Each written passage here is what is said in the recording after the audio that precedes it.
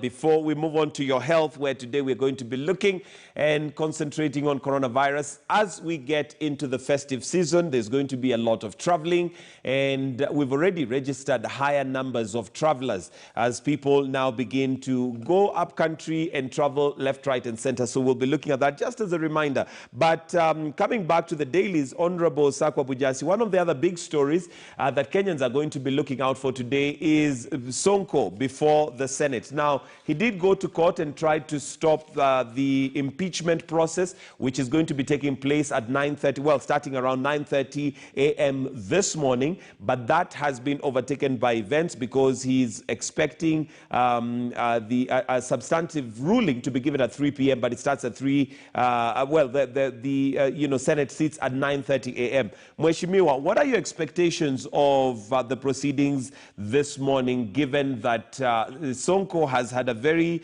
very volatile time in office? Michael, I think that this Sonko story is probably going to get into the headlines soon. There's been very high volatility indeed. But on the positive side, it means that our institutions can work. There's a bit of apparent manipulation in this process by forces that are entirely from the assembly of the city of Nairobi.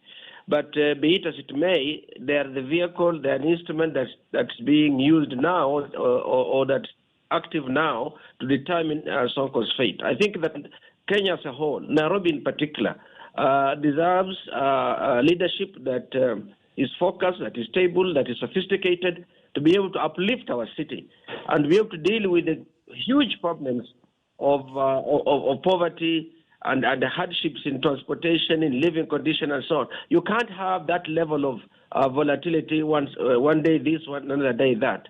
I have a feeling that this time it's possible that the Senate, maybe a majority of the Senate, would probably agree that Governor Sonko's tenure will probably come to an end. I have that feeling. But from what has happened before in the Senate and in the National Assembly as well, sometimes these outcomes don't entirely follow a logical, even politically logical script. So let's wait and see. And maybe looking at the bigger picture, what lessons should we draw from this, particularly given that even as how Mike Sonko came into office, there was a lot of questions as to whether he had the capacity to lead Nairobi, whether he was going to be able. So maybe a lesson to the voter. What is the take home of this whole, circus, so to speak, of Sonko's time in office? I think we'll have a group of Nairobians, Kenyans in Nairobi, who completely believe in Governor Sonko and believed in him when he was candidate Sonko for governorship because of his social activism in supporting causes, needy causes, and so on across the country. He stood out as a leader who did not support on the basis of ethnicity or regionalism. He did many things, and people felt that here is a guy who in a very tribal and ethnically oriented society, he behaved, he dealt with need. He did not worry who was the one in need, and he supported. I think we must agree that he has that level of popular support on basis of those things that he was doing. Mm-hmm. But now, you see, beyond doing those, you have to get into office and then begin to focus on our transport systems that they have been struggling to improve. You have to focus on housing and living conditions. And you have to focus on essential supplies of water. The water entrepreneurs, the waterpreneurs around town are very, very busy in a big city like this carrying jerrycans because the taps are dry or the taps aren't there. Those are the essential things that they ought to be doing. On that, we do not perform well. So really, I think even the voters should say, yes, we love our man, but is our man delivering the services? And what are the services we need? People ought to ask themselves those questions. It is, I think, a time for reflection. Absolutely. And maybe as we wind up now, just looking at the Daily Nation's headlines where we have mighty fall of Sosion, and this is the SecGen who is now facing a very difficult time as a number of secretary in 90 branches have petitioned that the Cabinet Secretary for Labour to bar Wilson Sosion from seeking a re-election of NAT. Of course, we do know that just by virtue and sheer number of teachers and, the command that this union has gives him a very, very strong position, albeit a greater fall. Your thoughts on this? Yes, I have several mixed reactions on this. For one, I was very unhappy that the Teacher Service Commission began essentially to fight a union that represents teachers. But I guess it looks like there were internal issues within the union that had split the union. So the idea of undermining workers' union is really very archaic and so on. But that's what did happen. They starved them the facilitation of getting the funds. However, the thing about unions, with Mr. Sossion included, but others as well, it looks sometimes that when these union leaders get in, they want to stay for 50 years or as long as they are alive. Somehow there must be a way we should get out of the faces of the people and allow somebody else to carry the mantle. That's one. So that I think that the NAT should be able to say, is there any aspect of these problems that's related to our own leadership as NAT that is aggravating them? Or is it the state simply trying to intimidate them via the commission, via the Teacher Service Commission? And if that is the case, I would think, first of all, I think everything must be done for the TSC to support the union, to support the unions if there are more than one, because that's legitimate and it's constitutional. But at the same time, I think the unions also, both that and the apex ones, should be able to say, are our leaderships representing us still, or are they not? That question must be asked. You just can't be blinded if that is the case.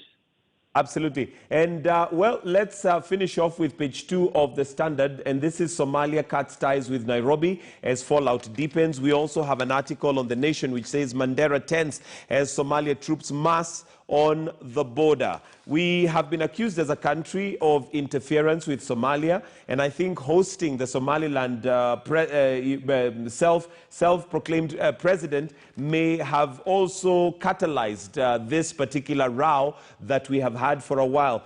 Where do you expect us to head from here, Mheshimiwa? I think we must head back to a situation in which we have ongoing relations with both the national, what they call it, the federal, the national government, the Mogadishu government, as well as the Hargeisa government. The Hargeisa government has been a government. It had its own currency. It has its own policies. It had successfully stamped out terrorism in their territory. So they were really functioning, and they have held elections for a long time. It's how many years? Probably 20.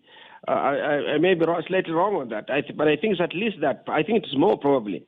So they have really been a viable ongoing entity. No, it's been an ongoing entity. Its viability has been restrained by the degree of international institutions that did not recognize them. But they were managing their affairs and they were carrying their affairs successfully.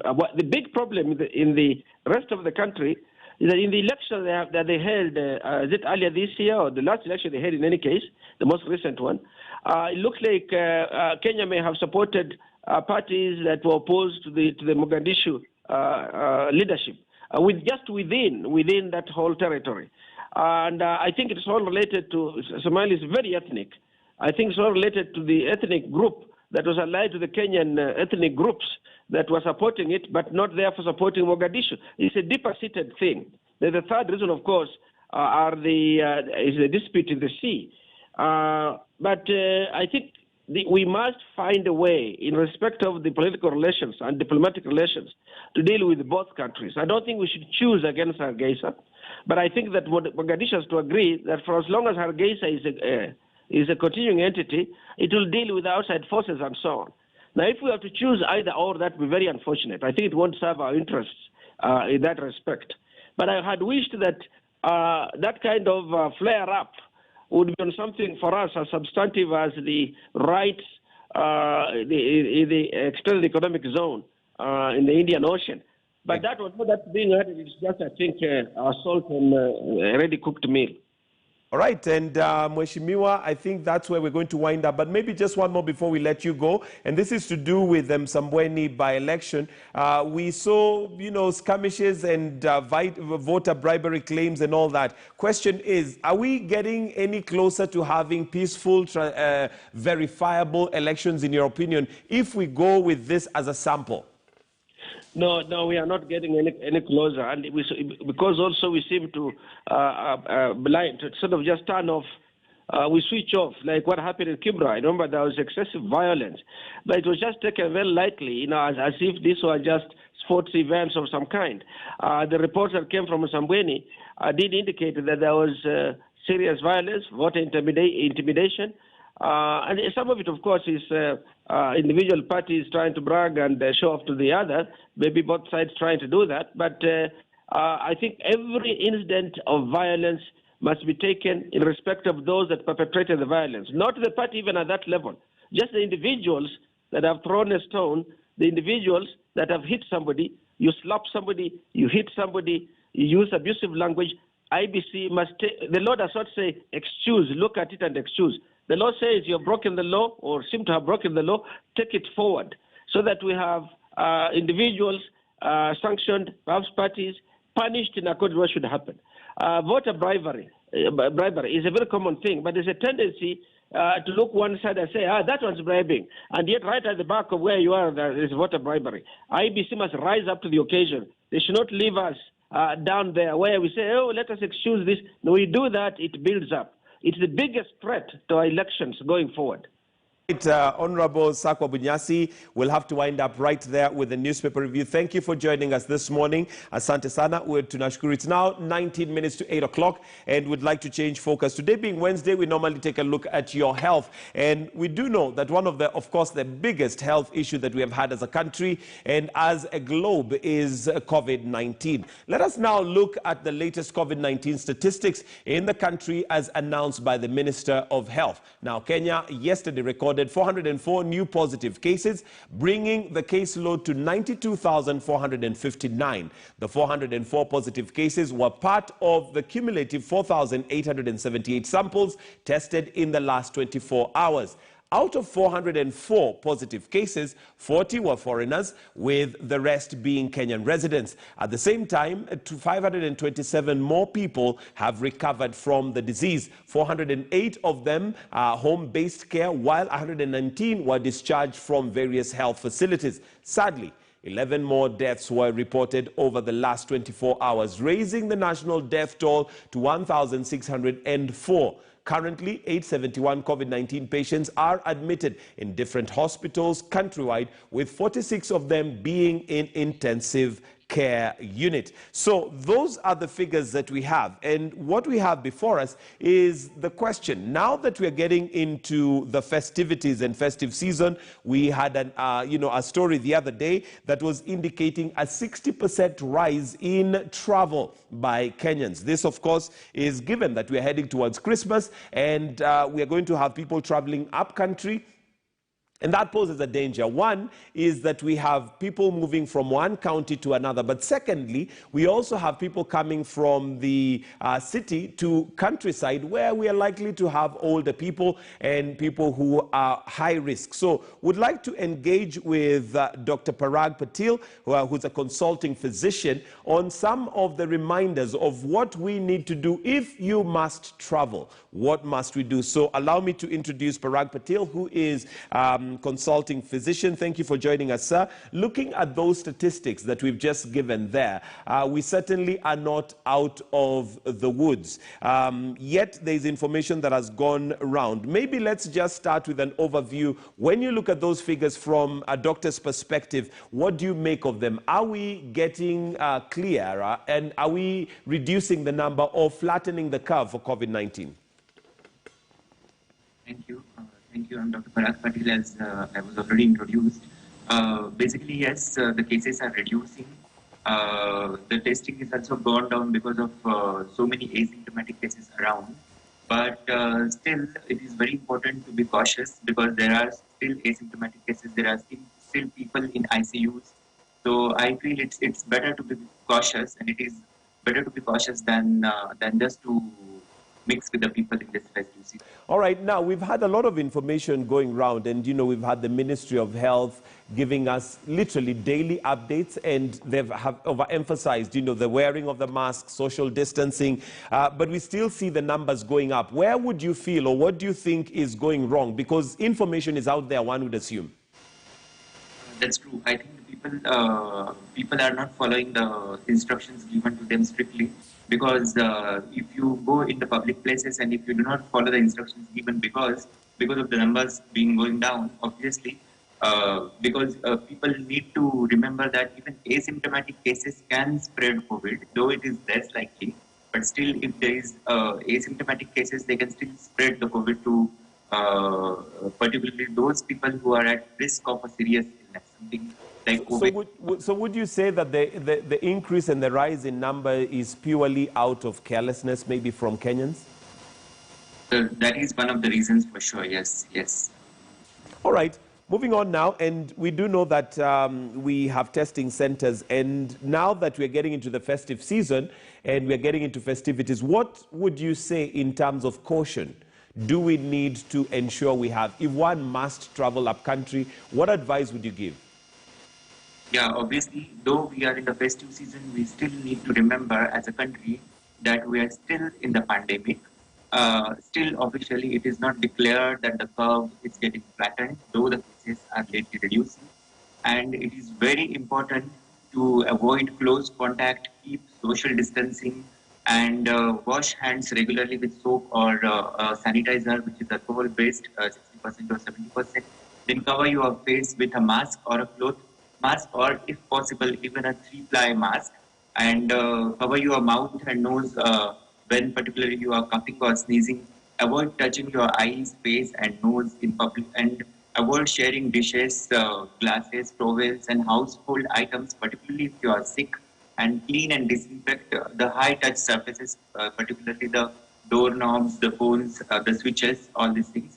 And stay home from work, school, or public spaces, or even in the festive seasons, if you are definitely showing symptoms of COVID.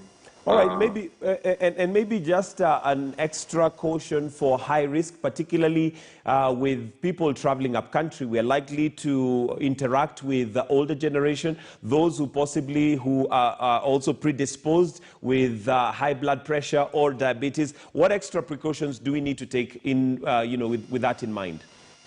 Yeah, definitely. Basically, those people who are obese, who have comorbidities like high blood pressures, diabetes, cancers, or those who are post-kidney transplant patients, they should definitely take precautions, because they are at risk of not just contracting the COVID-19, but a complicated COVID-19, like a disease, the risk of serious illness in them. So obviously, they should be more precautious. They should stay away from crowds if possible. Even if it is an emergency for them to go into the public places, they should wear a cloth mask and wash the hands frequently. All right. Now, we've also been told that COVID-19, one of the things that makes it difficult to have a cure and a vaccine is the fact that it keeps changing. Some of the symptoms have changed. I've noticed that we still are checking for temperature, in public places, whereas there is quite a huge number of asymptomatic people who are COVID-19 positive but do not have fever. What would you say to that, particularly now that we may have thrown caution to the corners of the wind, thinking if I don't have a temperature, then I am safe? Not really. Definitely, it's a good point. Actually, the symptoms are varied for COVID-19. Few people are coming still with the fevers, but others may not have fever, but they might have other symptoms which are suggestive of COVID, like they might have a throat pain, they might have early signs and symptoms like a change in the taste sensation of the food or change in the smell. So all these symptoms should be taken into consideration, and not just fever. And definitely, if you feel that you are sick, you have weakness, you have all one or the other symptoms, then definitely you should go ahead and get tested. There are so many testing centers. Even as medical, we are providing a COVID-19 RT-PCR test, which is certified by Ministry of Health, and we are giving out the reports in 12 to 24 hours. Okay. Is there a way of differentiating between one who has just a common cold? Because, the fact that COVID-19 has come doesn't mean we still don't have colds. Is there a way of differentiating between that and that of COVID-19 other than testing? Because not very many people can afford the testing process, which we're going to talk about shortly. That's true. So basically, it's quite similar. It's just a flu. COVID-19 is also can present just like a flu. So it is very difficult to differentiate just on the clinical grounds. But still, if they have a peculiar symptom of loss of taste and loss of smell sensations in the early stages, we can still think that it might be COVID-19. So is it safe to say that if you lose taste and smell, that is a clear indicator that you probably need to be tested? Yeah. It will be better if you go ahead and get tested, because loss of taste and smell sense is also present in other viral illnesses and flus, but it's more commoner in COVID-19 than others. So it's better to get tested. All right. So run us through the procedure of the test, because that's the other area that many may not be clear. What does one go through just for you to be tested and know whether you're positive or negative? For basically, the test consists of collection of the samples through your nasopharynx or oropharynx. There is a swab which is collected through the nose and through the throat, and it is transported through a viral transport medium in a cold chain, and it should be transported as early as possible, like within 24 hours. And once it reaches the lab, they usually process it. It can take anywhere between 6 to 12 hours to get the report correct. All right. And of course, the other area is the cost, and not very many people can afford. What choice does one have if they cannot afford the test? I mean, they range from 5,000 to 12,000. That's definitely not within reach of many. What does one do if they cannot afford? Basically, if they cannot afford, there is no definitive treatment for COVID-19. So even if they don't afford, it is always better to consider this as a COVID-19 and keep oneself home isolated if he is stable enough. But if he is not stable, if he is showing signs of difficulties in breathing, if the SpO2s are falling, then definitely he needs to see a healthcare professional. He needs to visit a medical facility where COVID-19 services are there. All right. There's also the area of medicines and how to treat COVID-19 or those symptoms. There's a lot of information out there on, traditional and herbal ways of ensuring that you stay well. What are your comments on this? Are there, many people will have the ginger, tea, lemon. Are these, medicinal, or is it just, keeping the symptoms away? Yeah, that's true. Basically, it's important. There are so many treatments available, and one most important thing is COVID-19 has taught us how to remain hygienic all the way. So it's important to stay hygienic. That is one thing. But if you develop COVID-19, definitely you need to take precautions. Like home isolation is of prime importance. You should not mix with other people in the home, particularly those people who are old, who has risk of serious illness, like those having comorbidities, having obesity, diabetes, or hypertension. And at the same time, they can do the home remedies, though it's not proven yet that they are helpful. Like gargles with the warm salt water will help you relieve your symptoms as such. Or you can take even the tea or water with ginger, the hot water with ginger and lemon. That there's no harm in taking that as such. Right. But it's not effective.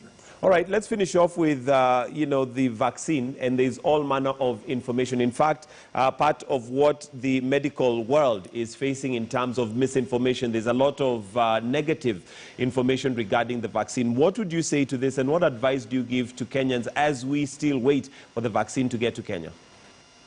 Obviously, vaccine, if we get a vaccine, there's nothing like that. Vaccine is actually the ultimate remedy as such for this deadly disease. But till we get the vaccine, obviously masks are always protective. So masks are doing their job 95%. But if you want to extend the protection to 99, 100%, definitely vaccines. We still wait for the vaccines to come to the Kenyan market so that we will get vaccinated and prevent. There are so many varied kinds of vaccines, and some of the vaccines really require stringent storage conditions. So it's very difficult.